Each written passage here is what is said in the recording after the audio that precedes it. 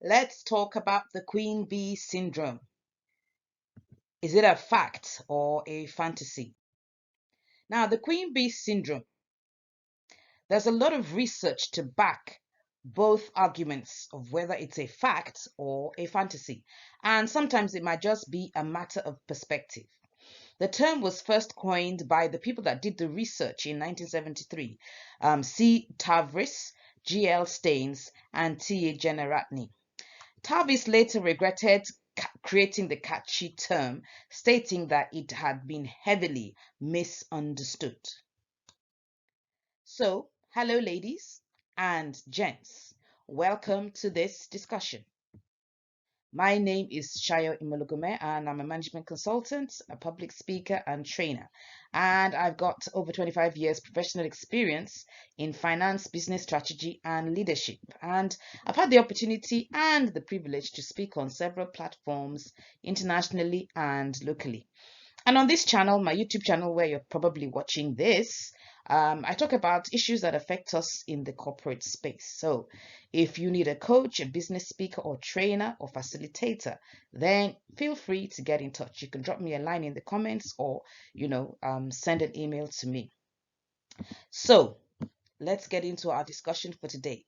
But before then, remember to like this video, comment, share it, and of course, most importantly, subscribe to my channel. So the queen bee syndrome, sometimes it's not as sweet as honey. And here we have our queen bee sitting in her office. Maybe some of us have had, the experience of working with a queen bee.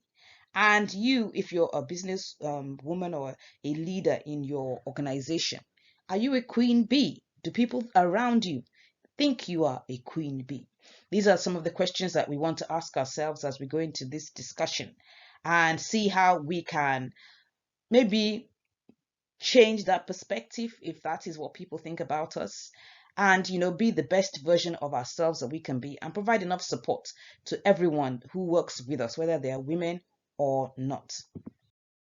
So this quote says, you want to make it big, be a queen bee, be ruthless, be cutthroat, and don't forget to kick the ladder down once you've reached the top. Is that our perspective? Is this what we should do? Or should we make sure that we help those coming behind us climb the ladder? So our agenda in this presentation or this conversation, we'll go in this flow. We're going to start off with understanding what the queen bee syndrome is, and then we will look at why some women develop the attitude. We'll go on to look at what queen bees do, or what they are perceived to do, and where it manifests. We'll ask ourselves the question, is the syndrome harmful? And what the traits of a queen bee are from a subordinate's perspective. And then we'll flip it over and look at the traits of a difficult subordinate from a manager's perspective. We will then continue and look at peer-to-peer challenges. What happens when you have two women on the same level? What are the issues and what should each one of them do to bring about some harmony within the situation? Finally, we'll go on to look at how not to get bitten by a queen bee and how not to be a queen bee, or not to be perceived as being a queen bee. We'll take final notes to all female subordinates, all female managers, and a note to both parties to keep the peace. So let's get into our discussion, the queen bee syndrome. First and foremost, let's ask ourselves, what is this syndrome? What's all the hula baloo? What's it all about? There have been a number of women who have complained or stated that they cannot or do not like working with other women, either as superiors or subordinates. And other people also have an opinion that when two or more women are working together, there are usually a lot of issues. Now, I want to ask you, listening to me or watching this video, would you agree with this statement? Do you see a lot of issues when you have two women working together. And let's be imaginative about this. Sometimes it's not only within an office or an organization, or official environment, but sometimes outside the office environment. So we have situations where you see mother-in-law and daughter-in-law having conflicts with each other, or two sisters having conflicts with each other, or roommates having conflicts with each other. Would you consider that these issues are part of the queen bee syndrome, or would you say that it's just social or cultural issues that are causing the problem? What are your thoughts about this? Do you agree with this statement?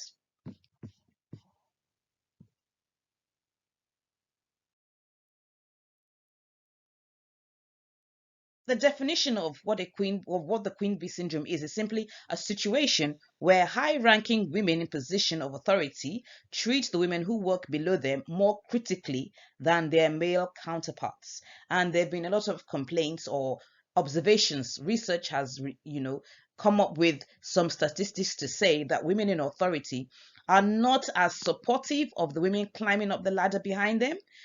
Again, as we go into this conversation, we will look at it from various perspectives.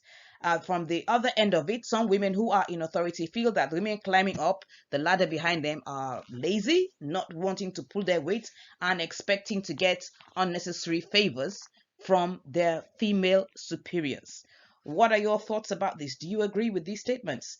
What have you observed within the working place where you operate? Would you say that these statements are true or partially true, or what are your thoughts towards this? I'd like to hear your thoughts in the comment section. Margaret Thatcher, the UK's first female prime minister, has also been described as a queen bee for not promoting or furthering the careers of women in her cabinet. So again, this is another example. People have said that she was a queen bee, that she wasn't very supportive of women coming behind her. Was she right to do that? Maybe she did that because she felt that women coming behind her should also um, work hard and make their own way. They shouldn't expect unnecessary favors from people at the top. What are your thoughts about this? So we've had this conversation, we've had complaints, we've had people observe, we've had a lot of people say different things. At the same time, we've also had a lot of women say that they have gained a lot of support from their superiors. We've seen women say that without the female superiors they had, they wouldn't have been able to achieve what they have achieved. I personally have worked with a lot of women. I've had women as my superiors, and I've had women as my subordinates. And honestly, I have never had any issues with anyone, whether superior or subordinate. So again, like I said, there are arguments for and against. Some people say the whole issue about queen bee syndrome is just a fantasy. It's not true. And other people say it is a fact. What are your thoughts? So there have been a number of women who have also complained or stated that they cannot or do not like working with women. They feel that these women are very, very difficult to work with, and so they'd rather not even go into it at all. So do you agree with this? As a woman, do you get along well with other women, or have you had some kind of unpleasant experience? Do you think that these assumptions are true to an extent, or do you disagree completely? So like I said, drop your comments, your thoughts, your experience in the comment section.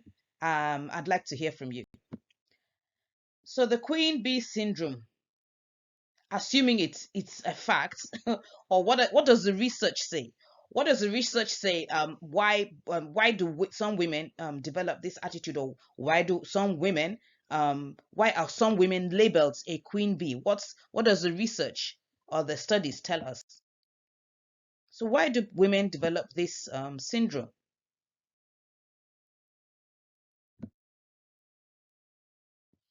Sometimes it's a survival mechanism, or that's what the research tells us. So, up until today, women are still fighting for equality in the workplace. Issues such as equal pay for all genders is still prevalent in many organizations. The need for some women to appear tough and strong is sometimes as a result of trying to prove their worth in a male dominated world. So, in an effort to survive, any and all means will be deployed. Unfortunately, it's the subordinates who will feel the brunt of this the most. So, like I said, sometimes women have been perceived to be very tough, unemotional, and maybe sometimes coined as being mean because it's a survival mechanism. Women are trying to survive in a male dominated world.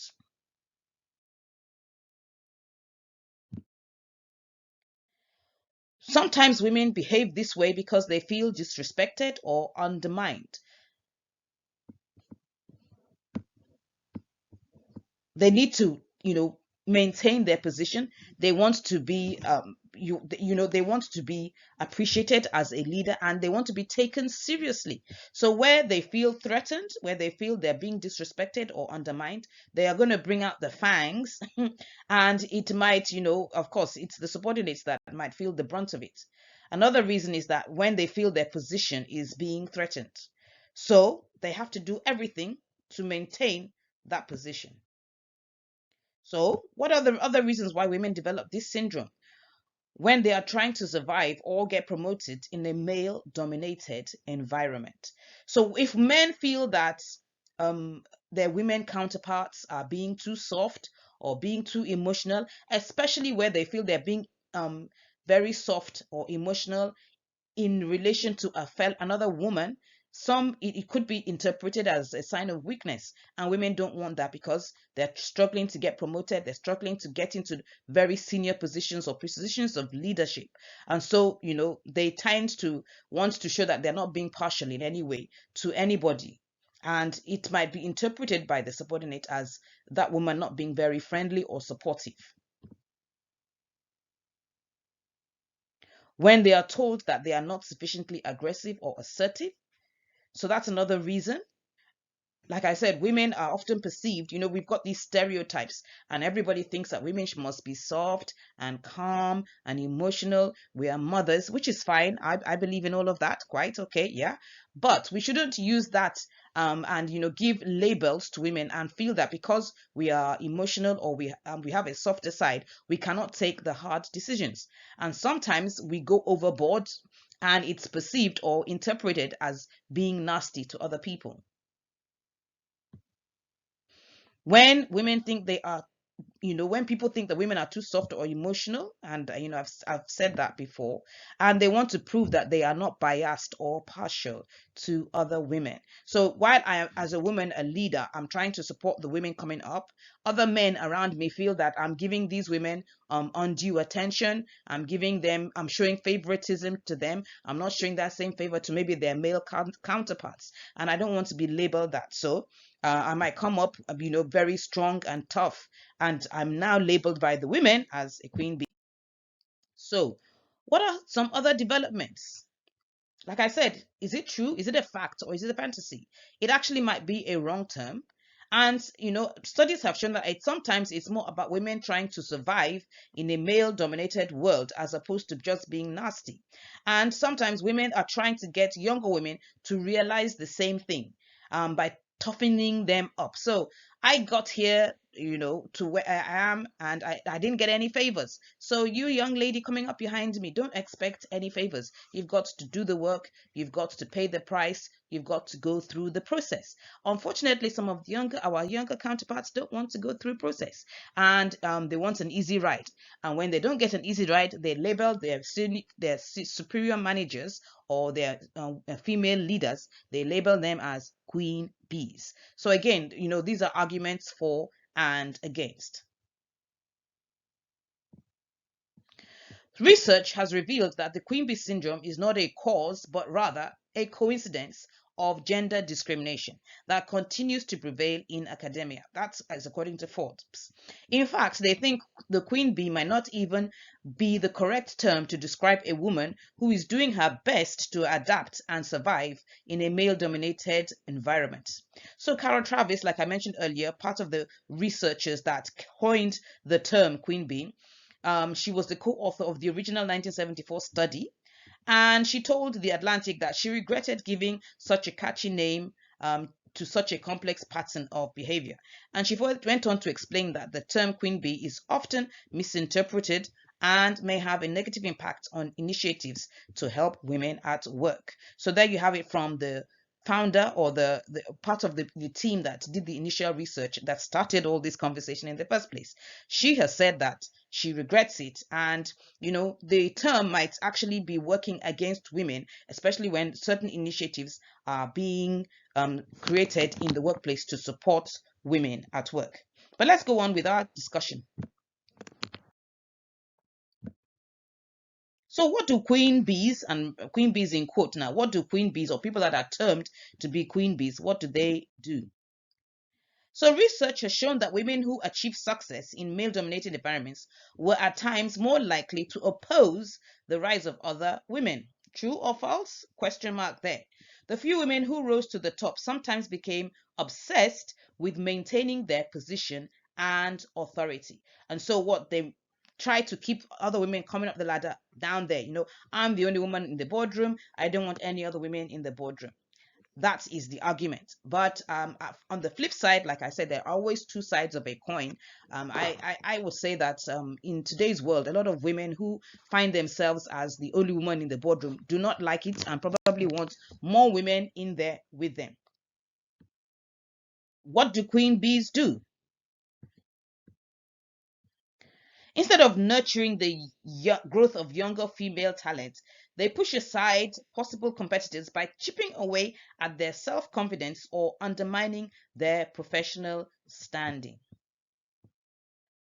What do queen bees do? They cause division and subject other women to their dominant behaviors. And sometimes they use verbal abuse, bullying, and sabotage to intimidate their subordinates, pushing them into a shell and preventing them from developing their careers or growing or in their, chosen fields. That's some of the activities, negative activities that queen bees do. So let's go on now. The queen bee syndrome, where and how does it manifest? How do you know that somebody is a queen bee? What are the signs that would indicate that there's queen bee activity going on here?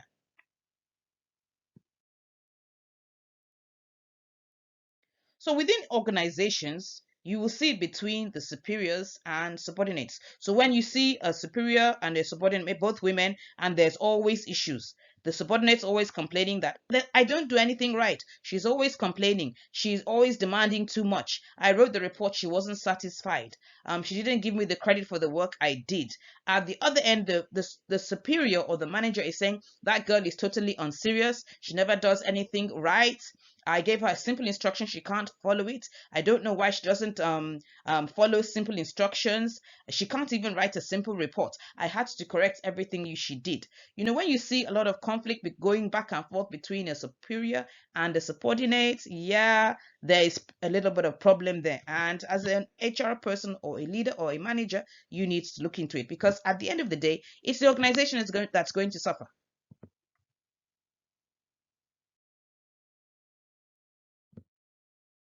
When you see two managers in the same organization, oh, that's a classic one. I've seen a lot of drama here. So you've got two power women, head of this department and head of that department, and it's like, yeah, it's like you're knocking two trains together. What's the problem here? This person thinks I'm better than you, the other person thinks I'm better than you, and maybe both of them are targeting the only position on the board, or in the only director position, and so they're each trying to outdo the other, and they're always trying to undermine each other. Oh my goodness, I mean, sometimes it's absolute fireworks. Yes, so there is a little problem there. What is going on? You need to look at it and solve it.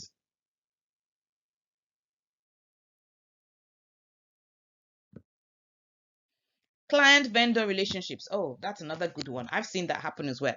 So you've got a client who's a woman and the vendor who's a woman. Now, the vendor wants to offer a service to his or her client. And the client knows that, okay, I am the client. I've got the upper hand in this conversation, because you need you need me to, you need me to patronize you, and I'm the deciding factor.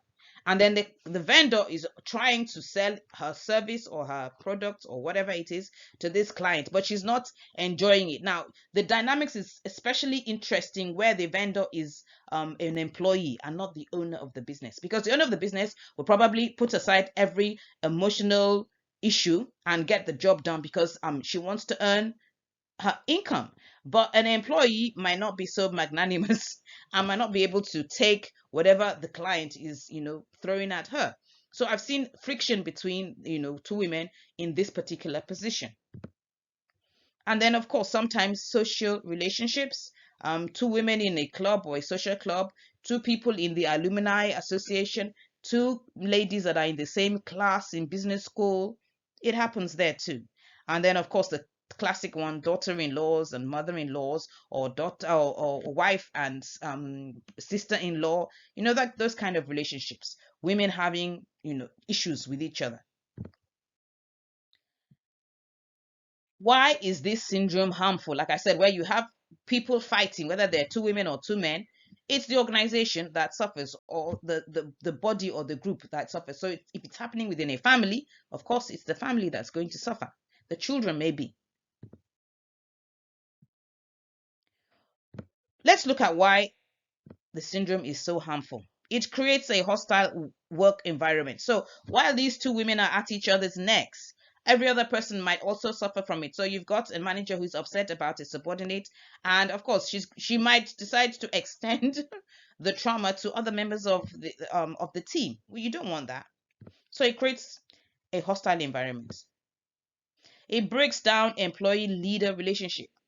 So ideally, if the subordinate has an issue, she should be able to go freely to her superior and ask questions. But when she's having issues with that superior, she's not going to ask questions from that person. She might go to somebody else. And guess what? That's going to increase the whole problem, because the manager will find out and ask you, why did you go to Peter instead of coming to me? More trouble. So it breaks down the employee leader relationship. It discourages the work ethic of those being abused. So whoever's at the receiving end of all this drama, would want to just do anything to get the manager off her back. And that is not, it discourages good work ethics. Why should I put in so much hard work when she's just going to tear my efforts apart? She's going to disgrace me at the meeting. Why should I go through all that trouble? You know what? I'm not even going to write the report. Or I will write the report, but I won't put in my best because she's going to complain about it anyway. So it discourages the work ethic of those being abused. So let's go on. Why is the syndrome so harmful? It suggests dictatorship, not teamwork. So because there's friction, it's going to be, you do this because I say so. No, no cohesion, no group effort, no teamwork. And of course, the subordinate is not even going to bring any suggestions, because she might feel that even if I bring a suggestion, Her Royal Highness is not going to accept my suggestion because she doesn't like me. So teamwork breaks down. And it suggests we reign and probably eat eat our young. So again, yes, you're like devouring the people coming behind you. You're not supporting them. And finally, it heightens mistrust amongst women, which we don't want. We want women to be supportive of each other. It means sabotaging everyone else competing for your slot. So yes, I don't want anybody to take my spot. I am the head of the department, I'm the head of the unit, I'm the head of the function, and I'm going to make sure that nobody can take my place, which is not very good, because it means that you don't have a succession plan. And if you don't have a succession plan, it means you yourself can't even move forward. It's not very productive, is it? No, it's not. And it makes women hate each other instead of them supporting each other. I remember some time back, a young lady was interviewed for a particular position, and I remember the last question the interviewer asked her, and he asked her, "Can you work with another woman?" And I remember at the time, I think I was quite young in the organization, and I was actually observing. I wasn't part of the interview panel. I was just observing. And in my mind, I wondered, why on earth would anybody ask that question? But I later found out that there was an opinion that women don't work well together. So, that this thing has been on for ages. The whole, as long as we've had human beings on the face of the earth. But women need to help each other, love each other, and support each other. So we've looked at research, and says most research identifies women leaders as possessing behavior traits such as being empathetic, collaborative, and nurturing. Yes, a lot of women work together, wonderfully well. I've had female superiors. I've also had female subordinates, and I've never had any issues with any of them at all. I've had a wonderful manager who was a woman, very, very supportive, very, very helpful. And, if people like that really, really, I remember that she helped me so much when I was writing my professional exams. So, as a leader myself, having female subordinates, I just, you pay it forward. If people have been nice to you, you need to be nice to other people. Even if people have not been nice to you, you don't want them to go through, you don't want your subordinates to have the unpleasant experience that you might have had. So you should ensure that your female subordinates are well treated and supported in their careers. Women are also what? Supportive, understanding, and emotionally sensitive. So yes, being a woman, leading or supervising another woman, you would have some level of understanding of what this young woman is going through. You would understand the work-life balance between, keeping managing your family and also, progressing in your career. There are a lot of challenges that women have that are peculiar to women. Women have children, for example. That's an entire experience on its own. Men don't really experience it the same way in which women do, carrying a baby for 9 months. And we all know that pregnancies can be different for each child, not just for each woman. You could have one pregnancy and it's absolutely fine, no issues, and the second one could be, a little bit troublesome from day one. So we as women understand some of the things and the challenges that our younger counterparts are experiencing, and so we need to be supportive and help them navigate and still be able to grow and excel in their different careers. So we need to be there for them. Now, some women assume male leadership characteristics, and this may lead to women in executive positions being excessively assertive and aggressive. So, as a woman, you've been around men too long. And so you've kind of like grown into one of the boys. And that sometimes might have, you might be perceived as being too aggressive, too masculine, too assertive to your female subordinates. They could use humiliation and negative reinforcements to create a hostile work environment. So, because of all that masculinity that you've had to deal with, you kind of unconsciously pass it forward.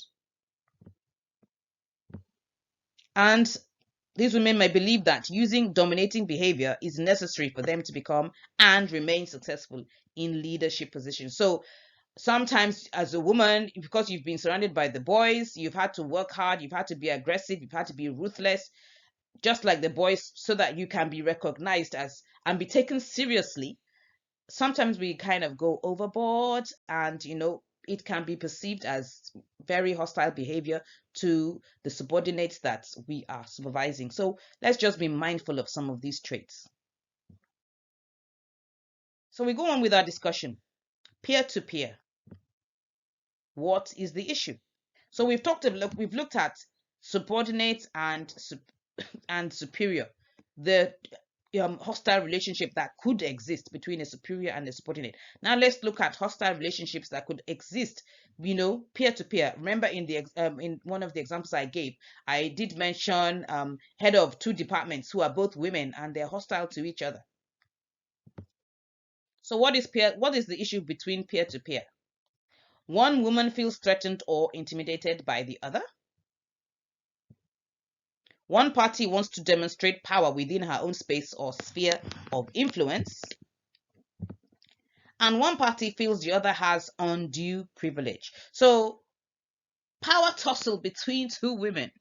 I think I'm in my space, and I want to show that even in this space I've got more power or influence than you in your space. My dear, it's totally unnecessary. You don't need to do that.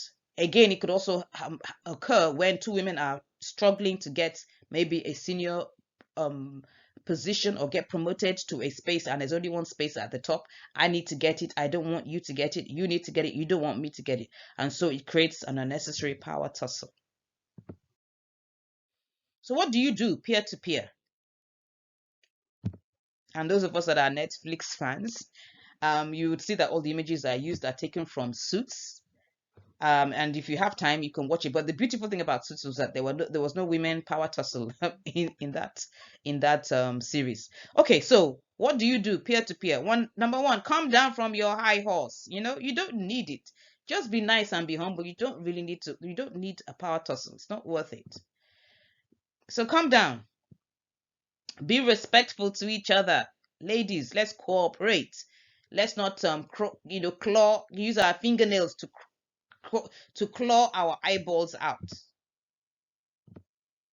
Look for areas of common interest and try to break the ice. So you find that we're both women. There will always be areas of common interest. So let's see how we can actually cooperate with each other rather than, fight each other. Let the other party feel they are in charge. Focus on what you need to get out of the relationship. So rather than that power tussle, what do I need out of this relationship? What do I need to get? What do I need to gain? Use common ground, start from there, and try to create a more friendly environment. So let the other party feel in charge. If that's what's going to make you happy and going to end the Cold War, why not? And focus on what you need to get out of the relationship. Let them know you are not competing by your actions. So you are not really competing. What are you competing for? You don't need to compete. So you calm down from your high horse, and let the other party know that we're not fighting. We are not married to the same husband. So why are we fighting? Why create a fight? There's no need. Let's work together and not, let's work together. Let's help each other rather than claw each other's eyeballs out. So Queen Bee Syndrome, let's look at a quick case study. Janet is a busy executive director. She worked hard and climbed the ranks to get to where she is. No one made it easy for her. No favors, no help. She had to do the work. Now she's made it to a top management position. Mary has just joined Janet's team as a junior executive. She's excited to be part of the team. She expects to be given a soft landing and support from Janet, seeing they are the only two women in the department.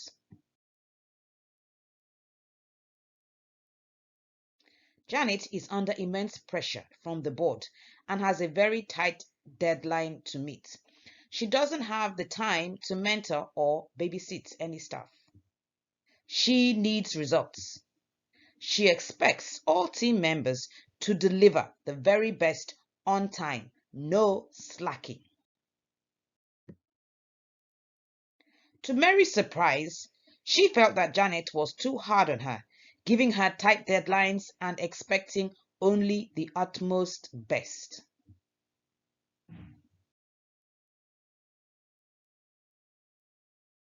In addition to this, Janet did not give her any leeway to attend to personal matters, such as school runs, which Mary felt was insensitive.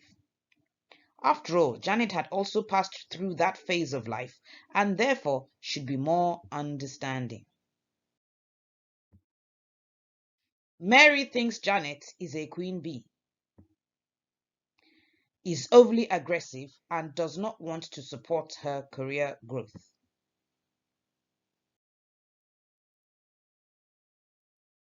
Janet, on the other hand, thinks Mary is lazy and entitled and does not want to put in the effort to succeed. Is Janet a queen bee? Is Mary entitled? How should they resolve the issue? So what are your thoughts? How do you think these two women should resolve this issue? What do you think they should do? What do you think they should do to sort out the whole thing? The two women need to have a meeting to discuss each other's expectations for the job and also expectations from each other. So I've discovered that sometimes having that conversation will solve a lot of problems because each woman has an idea or has painted a picture about the other woman in her mind, and that is an assumption. So Mary has assumed that Janet is wicked. Mary does not understand that Janet is not wicked. She's got pressure coming from above, breathing down her neck, and so she doesn't have the time to babysit anyone. At the flip side of it, Janet thinks Mary is, is overly entitled and is not ready to pull her weight. But Janet doesn't understand Mary's perspective. So if the two women sit down and have a conversation, they will be able to discuss the demands of the job and also the expectations that they have from each other.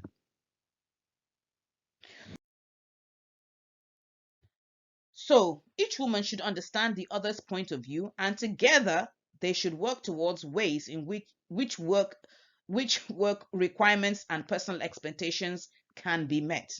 So when they both have that clear understanding, you can now sit down and say, okay, this needs to be done.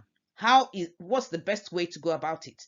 So Mary would have a full understanding that, okay, I need to finish this report by this deadline. It's a tight deadline. Janet can ask her, what do you need to, that would help you meet that tight deadline? And, they can work a way out and not feel that the other party does not like them. So it might be a good idea to bring in a third person to the meeting, to to be a moderator and keep emotions under control. So if emotions have already gotten a little bit heated between the two parties, bring in a third party, a neutral person, so that that person is not there to judge or to make any how do I put it, it's not, the person is not going to be a judge and jury, for example, and say you do this and you do that. No, but the person is just there to ensure that emotions don't get out of hand and they can actually have a constructive conversation. And this should be someone who is independent to the problem and can be very, very objective. So how do you not get bitten by a queen bee? So are you a subordinate? Do you have superior female managers or supervisors?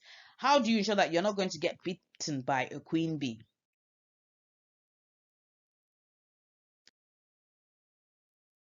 You need to serve, but do not be servile. Do your job well. Serve your superior or your boss. So do your work well. Do it excellently well. Do it in such a way that there's not going to be any room for complaints. Do it excellently. Do not allow your boss to find fault with what you do. So meet your deadlines. You do your reports properly. Whatever is required of you, do it well. So, and do the work. This person is your boss. So for goodness sake, you're the subordinate. Don't try and be the boss. You are not the boss yet. You might be the boss tomorrow, but as at today, you're the subordinate. So do your work well and, serve your superior. But don't do it to the detriment of your health. So I've heard situations where maybe the boss has been overly demanding and the subordinate is like struggling to keep up with his or her health. You need to keep your health in mind. Don't, whatever job you're doing, no job is worth your health or your mental well-being. So make sure you strike a healthy balance and don't let your career or health suffer. So yes, do your work, but don't let your health suffer. At the same time, don't let your career suffer. Like I said, health is always priority. If your health is at risk, my dear, you need to do something about it immediately. Do not postpone it. Do not hesitate. If your mental well-being is at risk, you need to do something about it. You need to stop. You need to maybe report to HR or whatever needs to be done. But you cannot stay in an overly toxic environment if your mental well-being or your health is at risk. But other than that, if you're fine, you do your work well and make sure that you get to your deadline, you meet your deadlines, and you do everything that's expected of you by your superior. Be very respectful. I've seen situations where the subordinate is just overly rude. Oh my goodness. And then you don't want the superior to react. It's not going to work. You're rude or you're saucy or you're disrespectful. Sometimes, you can be disrespectful without saying saying negative verbal words, but you can be very disrespectful. Don't do that to your superior. Don't compete with her. That is a very classic one. So I've also seen that play out. And these activities can be subtle. So your boss carries a Gucci bag. You now go out and buy the same Gucci bag and carry it to the same meeting that your boss is going to. You're just being mischievous. Yes, okay, fine. You can afford a Gucci bag. We know now. Must you carry your own Gucci bag on the very same day your boss is carrying her own Gucci bag? You're just looking for unnecessary trouble. So carry your Gucci bag, but at least you don't have to do things to just intentionally get on your boss's nerves. you can do without it. So don't compete with her. Allow her to be the boss. Manage your domestic issues effectively. Now, like I said, especially for those of us that we have young children, it's not easy. Yeah, I agree. It can be quite taunting when you have to do school runs or your child is sick and all of that. You need to pay attention to your family, your children, but you need to find a way to do that effectively. Don't allow that to be a cause of or an issue between you and your boss. So you couldn't write the report because I had to go home early yesterday and attend to my baby. Fine. That's fine for the first day. But second day, third day, fourth day, eventually the report is not written at all, or maybe that report has to be given to somebody else to write. Now, while your boss would be understanding to an extent, the board is breathing down her neck and wants results. And she can't go back to the board. That's the problem. She cannot go back to the board and say, my staff has baby issues. She can't do that. Why? Because it's a male dominated board. And they're going to look at you like both you and your subordinates are unserious people. So she has to find a way around it. Probably she has to write the report herself if nobody else is going to do it, which means you have succeeded in putting extra pressure on her. And then you don't expect her to react. You can understand the challenge that she's also going through. So try as much as possible to find a solution to domestic issues. And then ensure that you are excellent at your job. Don't give room to justify complaints against you. So be excellent at your job. Be flexible. Be willing to do a bit more than your job requires. Speaking about that, there's been a lot of conversation around quiet quitting and people doing the basic minimum just to get by. Please do not do that. Be willing to do it. I'm not saying go overboard, don't overwork yourself, and don't be stupid about it. No, but be willing to do a little bit more than what your job requires, because you need to add value. And take advantage of opportunities. That's good. Participate in training and cross-training, and then see transfers and new assignments as a good thing, not a punishment. So if, for example, you are transferred, don't see that, oh, this woman doesn't like me, she's transferred me to a dead-end department. No, see it as a good thing and try to look for the opportunities in that transfer. Communicate. Communicate. Now, remember the example I gave between Mary and Janet. And what was the solution? The solution was communication. The two ladies need to sit down and have a conversation. They need to discuss the requirements of work and then also the expectations that they have from each other. Now, once that communication is there, at least you know that my boss expects XYZ, and the boss knows that my subordinate also expects ABC, and you can work out everything together. If you have personal issues, try and let your superior know, like domestic issues. If you have young children and things like that, you need to let your boss know. And like I said, try as much as possible to find ways to manage it. But you need to let her know that I'm having issues, and then two of you can work it out and say, okay, if I give you extra 2 days off, or I give you 2 hours off to attend to this, can you pay that 2 hours back maybe the following day so that we can get the report ready? That's where communication comes in.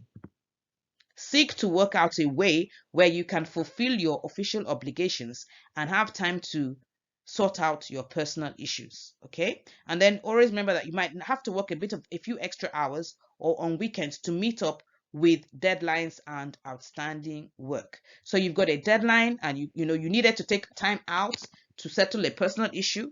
Remember that you have to pay it back. So it might have to be on the weekend or some other time in order for you to do what? Meet your deadline. Now let's go to how not to be a queen bee. So you're a manager, you're a superior, you're like Janet, you've got a lot of pressure on you, a lot of demand on you, and you want to be able to deliver. You don't want people to say, oh, it's because she's a woman, she couldn't deliver. No, you don't want that at all. So you want to be able to deliver. How do you do it in such a way that people will not label you a queen bee? So be supportive and understanding. Be observant and vigilant. Sometimes your staff may have personal or domestic issues they are dealing with, and they're not always talking about it. Show empathy when required. And I've experienced that. I had a subordinate at one time, and the lady had issues, and I observed that she was dropping the ball. She couldn't meet up with deadlines and things like that. And so I had to call her into a meeting. Like I said, communicate. And I had to ask questions. I didn't just, oh, you're dropping the ball, you're a useless person, oh, you never get your work done. I didn't just go off on her. I observed that this was happening over and over, and I had a one-on-one conversation with her, and I discovered that there were some very, very serious, critical personal issues that she was dealing with. And of course, she was distracted. She was so distracted. And when I actually heard what she was going through, in fact, I myself, I was like, you are going through all of that. It was quite a lot for her. And so we had to work out a way to give her time to sort out some of those things and at the same time meet the deadline. So that's why I said communication is very, very important. And I remember a movie I watched, I think it was by Tyler Perry, where the boss lady, let me just call her that, had a personal assistant who was in a very abusive relationship, and the manager didn't observe that her PA was going through anything. She wasn't observant. She didn't know. She just went in, did her work, made all her demands, and the young lady, kept up. She just kept on delivering on all the demands. And it wasn't until the subordinate's boyfriend did something very terrible. He threw the subordinate's two children out of the window, I think. Yeah. And that was when the boss actually found out that she was in such an abusive relationship. So that was very traumatic. So as a manager, as a leader, please be very observant of the people that work with you, both men and women. Some people are going through a lot and they might not want to openly talk about it, but you have to be observant. And if you see that your staff is not, is not their normal self, try and ask questions and make yourself available for them to talk to you. You hear a lot of people that are committing suicide because they're having mental challenges. They're going through a lot of abuse or some other traumatic experience. So you as a superior, yes, the work is important, yeah, but at the same time, try to, like they say, bring the H back into HR. Try and be human, before you're the manager, and be observant of your subordinates. Ask questions and try to find out what's going on with them and ensure that their well-being is intact, so to say. So please be very, very observant with your subordinates. So, like I said, be supportive and understanding. Have an open door policy. Let people feel free to come and talk to you. Some people will never talk to them. They're like, what? Talk to who? No way. They won't. But you should be able to, you should be able to have an open door policy and let people come in to tell you some of their challenges. Because I tell you, people are going through a lot. Make your staff feel comfortable discussing personal issues with you. Now, I'm not asking you to become an agony aunt. Most of these issues you're not even going to be able to solve. But sometimes they say a problem shared is a problem half solved. Sometimes your subordinate might just need someone to talk to. So be there for them. Don't overly pass the pressure down. Now, this is a classic one. So you've got the board firing down your throats. We need this report. We need the data. We need statistics. Sales must go up. We need to block the leakages. You've got all sorts of demands. We've not met the Q1 target. We've not met H2 target. You've got all sorts of things happening and pressure down. Don't pass it down to them. So as a leader, a manager, a business owner, we experience intense pressure to deliver, but don't overly pass it down to your subordinates. Yes, you need to let them know that they need to get cracking. They need to get on the job. They need to deliver. Yes. But do it with wisdom. Don't just pass some of the things that we hear in the boardroom. Don't just pass it down in exactly the same way you hear it. Yes, you need to pass the pressure down to get the results, but you need to do it in a way that will actually get the results and not just get people scared or intimidated. And while you need to let them know that the extent of the urgency, you don't become abusive. That's very critical. So yes, there's urgency, there's pressure, but please, please do not become abusive. I've seen cases where managers are under so much pressure. They cannot take it, they can't control it, and they just become abusive to their team. You do not want to do that. Absorb the heat from above and filter, be the shock absorber, filter it down. So don't pass the buck. Take responsibility for your subordinates or your team's failure. Your team messed up, it is your fault. You can, just try to do that like a husband and wife relationship. So the wife does something,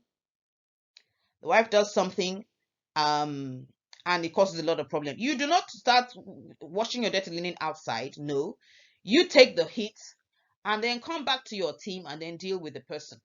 So you need to be the shock absorber. Take responsibility. Secondly, do not expose your staff's weakness to superior authority.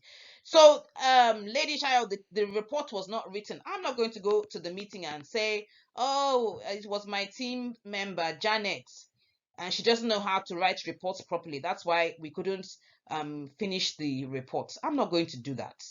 I might I might come out of that meeting and go and have it out with Janet, yeah.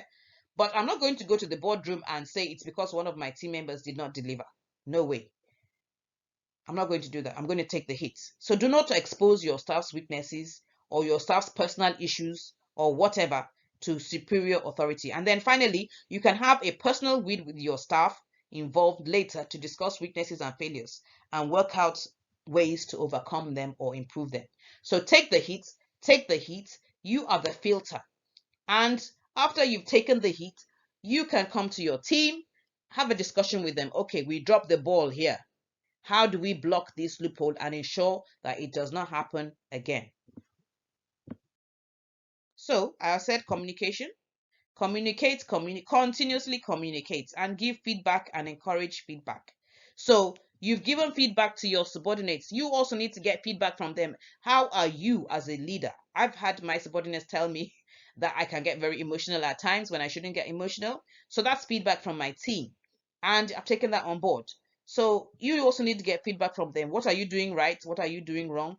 What do they like about your leadership style? What don't they like? And what needs to be changed on both sides? Okay. Have regular meetings and also one-on-one meetings with your staff. It's that one-on-one is important because that's where some of your staff might actually open up to you and tell you some of the challenges that they are going through. Discuss what was done right, what was done wrong, and areas that need improvement. And this should be both ways. Like I said, superior and subordinate, vice versa. Let it be a 360 feedback. Okay? Try and understand the other person's perspective. So offer help that you never had. So if you didn't have as much help as you would have liked, you try to be the change and offer that help. So take your mind back to when you were subordinate. What would you have liked your superiors to do for you? What should you do? The bad superiors, what didn't you like? Do not do that. And the good superiors, what did you like? Do that. So the experience you had, take away the bad and bring in the good. Celebrate your wins together. So celebrate your wins together as a team. Give credit to your subordinates when they deserve it. So don't get to the management meeting. Now, the flip side here is that don't get to the board meeting and say my subordinate didn't do what she was supposed to do. That's why we couldn't deliver on our target. Don't do that.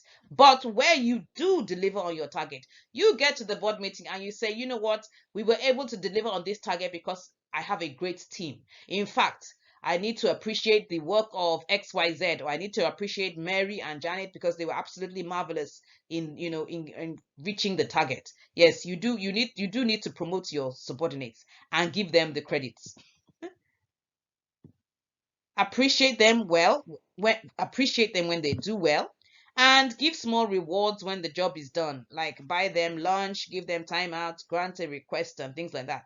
Small rewards, little things, tokens, buy flowers or something. Just at least let them know that, yeah, they've done a great job and you appreciate them.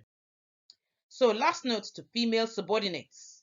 Not all women bosses are queen bees. So don't go to a department or into a team that is led by a woman and already have that bias in your mind that, oh, I have a woman boss, she's a queen bee.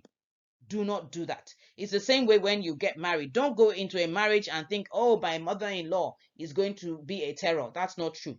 There are wonderful women who are wonderful mother-in-laws. So come in with a positive attitude, not a negative one. Give your boss the benefit of the doubt. If you feel that she did something that you didn't like, don't say, oh, it's because she doesn't like me. No, give her the benefit of the doubt. She might be going through her own pressure. And remember that your boss too is a woman, and she might have her own domestic issues as well. She might have her own personal problems. She might have small children as well. She might have a difficult husband, a marriage. She could be going through all sorts of trauma that you don't know about as well. So give her the benefit of the doubt. Don't read meanings into what she says. Last note, don't undermine her authority. Let her know she's in charge and you're not competing, and the situation is not permanent. I always tell people that no matter where you are, it's never a permanent situation. It could be your turn soon, so why would you create unnecessary enmity? Secondly, you might both leave the organization at one point in time or the other. And what would happen if you've created so much enmity? You can't even say hello to your previous boss outside. Maybe you meet her in another organization, or she becomes your client or your vendor. Don't need to create unnecessary enmity. So understand she has her own pressure and challenges too. Last note to the female bosses. Not all female subordinates are bad or competing for your space. There may be underlying issues she is dealing with. So what? Give her a break.